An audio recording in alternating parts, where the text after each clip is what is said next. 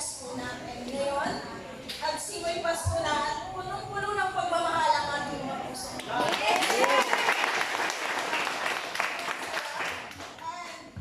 Salamat sa opportunity na makapag-share sa inyo na paano ba ako na-involved. Ito ang nagsimula.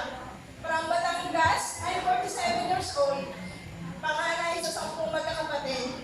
And thank you sa apply ko. Kasi ang Janet Mauhay.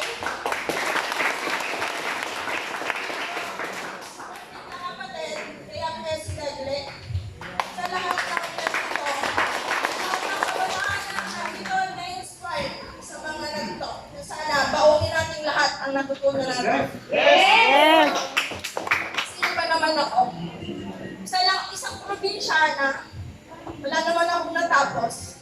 Kasi sa hirap ng buhay kami namulat. Sa 10 magkakapatid, ako yung panganay. Ako ang nakakita ng lahat ng hirap ng aking mga magulang.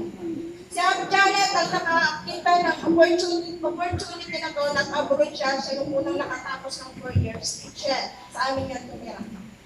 Dahil maliit ang sweldo ng teacher na nakipagsapalaran sa ibang bansa, nakita niya ito. This is Taiwan. Sinare niya sa amin, ako yung unang project. Kasi,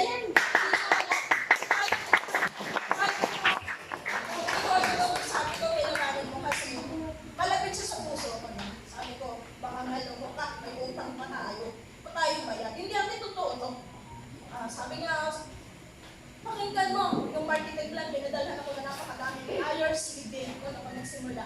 Maganda nga.